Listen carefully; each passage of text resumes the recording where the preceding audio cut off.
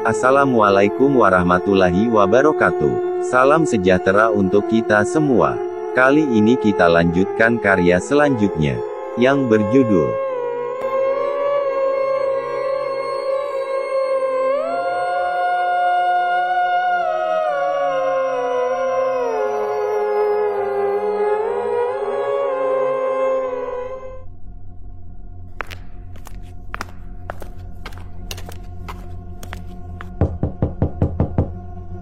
"Kalian salah!" teriak seseorang dari luar rumah. Wati dan Satria saling berpandangan, keduanya heran karena tidak ada yang mengetahui kediamannya saat ini selain mereka saja.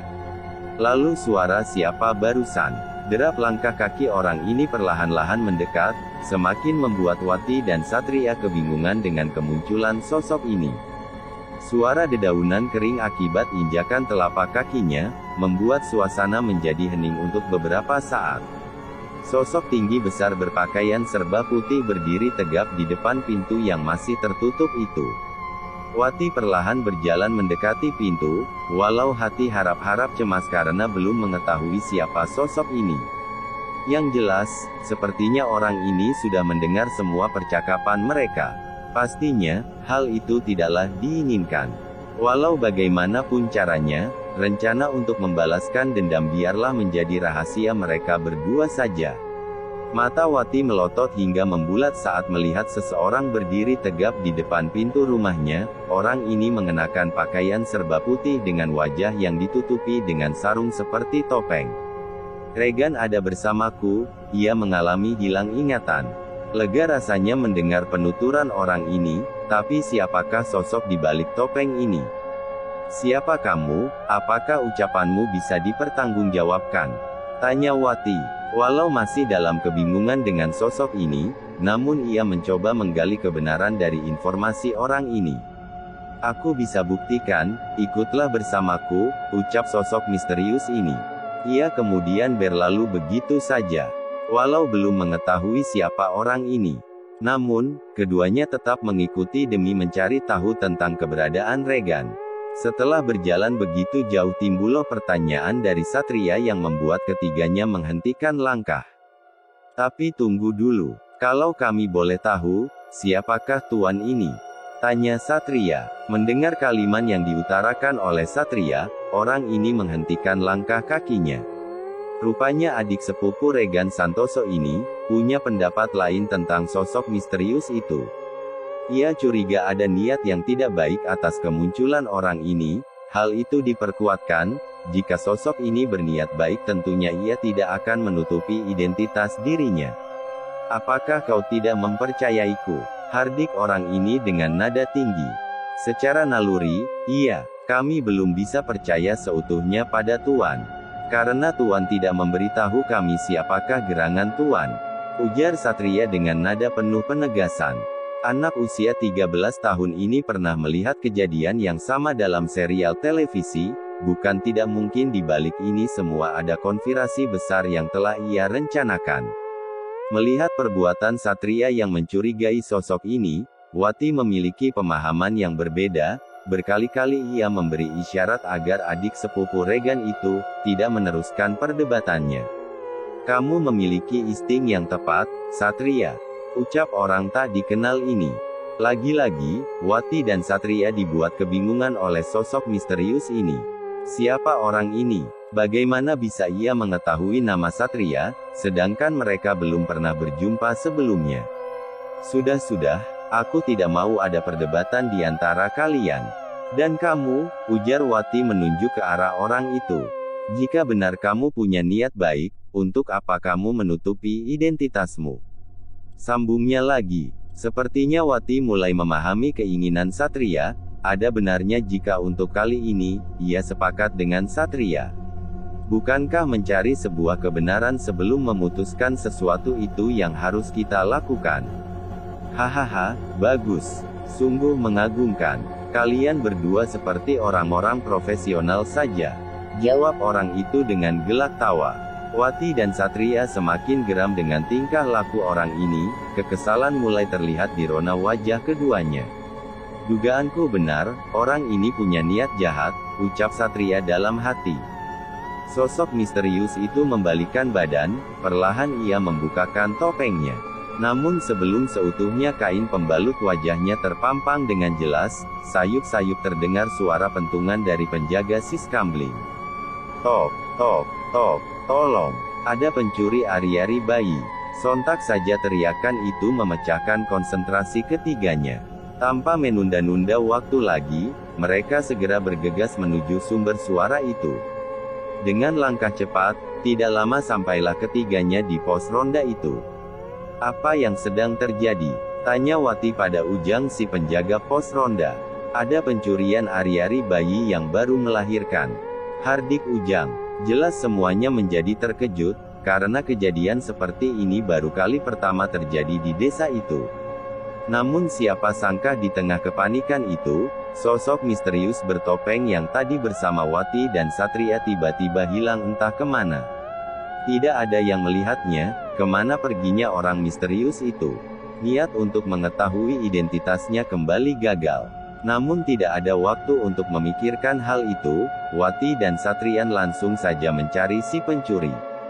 "Itu dia!" teriak salah satu warga yang mulai berdatangan, sambil menuju ke arah ujung jalan. Semua menoleh ke arah yang dimaksud. Terlihat seseorang berlari dengan cepat di antara rumah warga. Sadar penyamarannya akan diketahui oleh orang banyak, Wati dan Satria memilih untuk memisahkan diri dari kerumunan orang-orang yang mulai berdatangan. "Satria, ini bahaya untuk penyamaran kita. Sebaiknya kita tidak ikut mengejar pencurian itu," bisik Wati pada Satria. Tanpa ekspresi Satria hanya menurut saja, perlahan mereka mulai memisahkan diri dari orang banyak. Pencurian ari-ari, sesuatu polemik baru di kampung ini. Sepertinya ada seseorang yang sedang menganut aliran sesat, begitulah pemikiran orang-orang yang ada di sana. Hampir saja kebablasan, bagaimana jika ada yang mengenali kita? Penyamaran ini akan berakhir, dan semua rencana kita akan gagal, ujar Wati pada Satria, di tengah pelariannya. "Apakah kejadian malam ini ada hubungannya dengan Tante Farida?"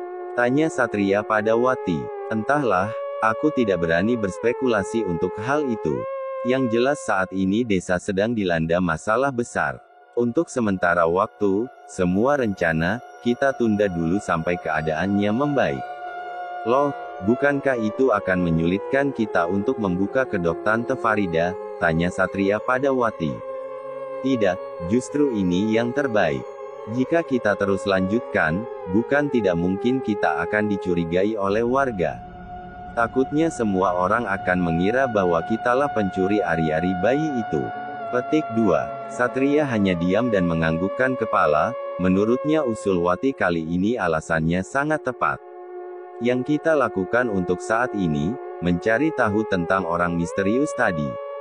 Karena ia sempat mengatakan bahwa dia mengetahui keberadaan Regan.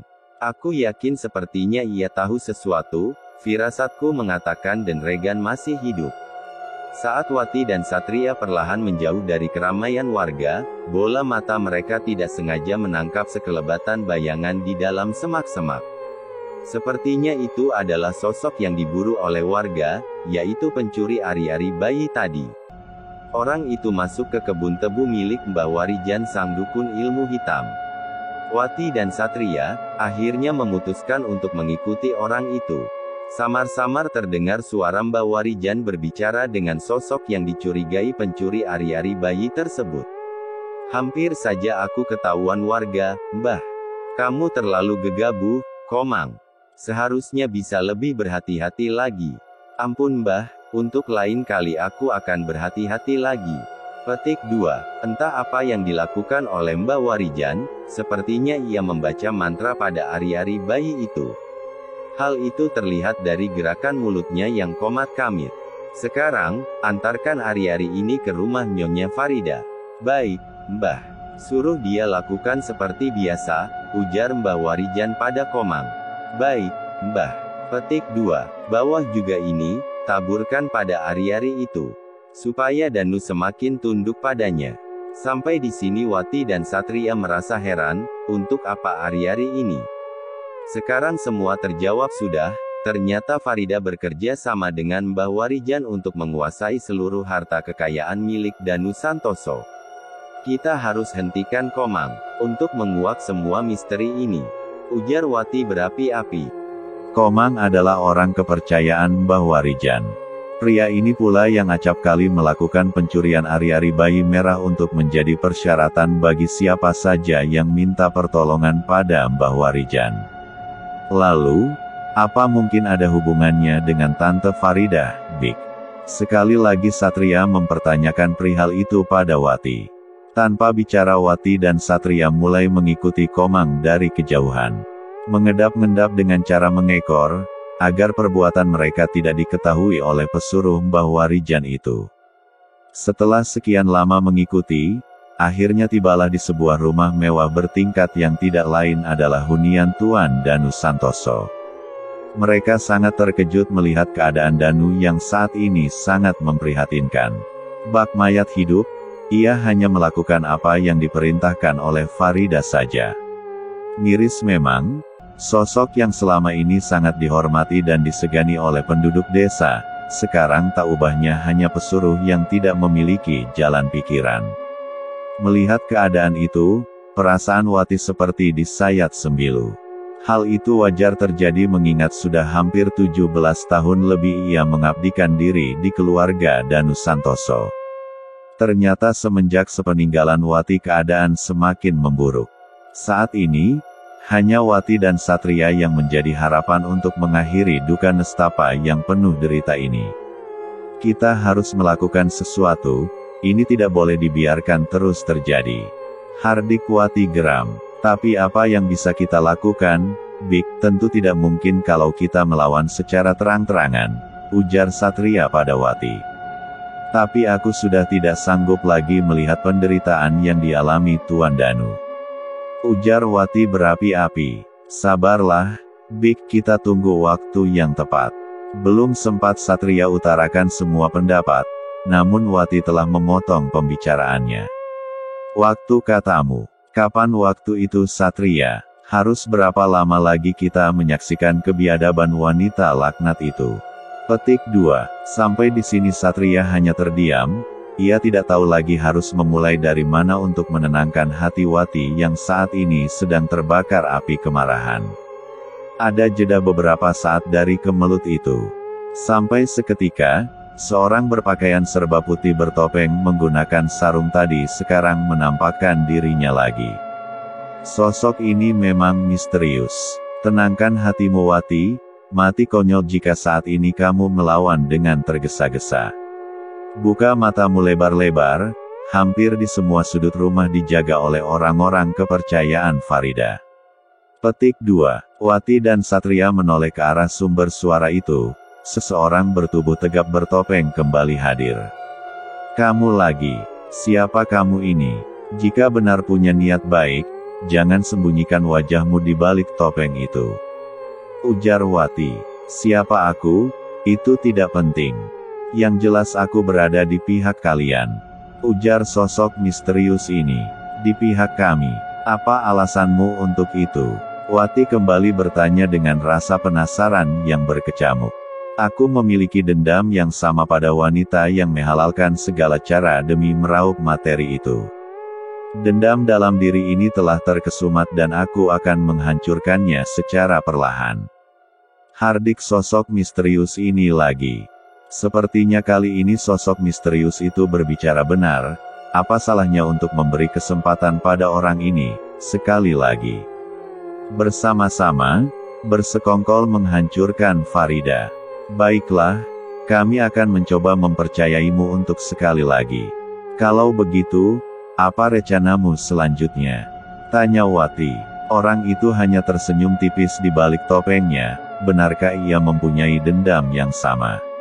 Apa mungkin orang ini dapat dipercaya? Saat ini, memang tidak banyak pilihan. Semoga dengan mempercayai sosok misterius ini sekali lagi, bisa keluar dari semua duka nestapa. Allahualam, hanya Tuhan yang tahu niat hatinya. Aku punya rencana lain, mari ikutlah bersamaku. Ajak orang itu. Tidak banyak waktu untuk berpikir, Wati dan Satria hanya mengikuti ajakan orang misterius ini. Mencoba berpikir positif, menyingkirkan semua hal-hal yang negatif, mungkin itu adalah pilihan yang tepat untuk saat ini. Tapi tetap dalam kewaspadaan, mana tahu di balik kebaikannya tersimpan niat buruk. Langkah demi langkah Wati dan Satria mengayunkan kaki mengikutinya. Sudah sekian lama tapi tidak kunjung tiba di mana peraduan yang dituju orang ini. Kesal bercampur lelah, mulai keduanya rasakan, perjalanan jauh yang tak tentu arah ini sangat melelahkan. Berhenti, sudah cukup jauh kami mengikutimu, tapi kita belum juga sampai ke tujuan. Sebenarnya kamu ingin membawa kami kemana? Tanya Wati, pada sosok misterius itu. Rupanya Wati mulai curiga dengan perjalanan yang jauh tak tentu arah ini. Ia punya firasat buruk yang telah direncanakan orang ini. Hahaha, kamu cukup pintar, ujar sosok misterius itu. Wati mengernyitkan dahi, gelak tawa orang ini menandakan bahwa ia punya niat yang tidak baik. Baiklah kalau kalian tidak mempercayaiku. Aku akan buka topeng ini. Perlahan tapi pasti, helai demi helai kain pembalut wajah sosok misterius itu ia lepaskan dengan gerakan lambat. Bola mata Wati dan Satria membulat hingga terbelalak, saat menyaksikan wajah di balik cadar itu. Deru napas memburu, jantung seolah berdetak di atas normal. Bersambung.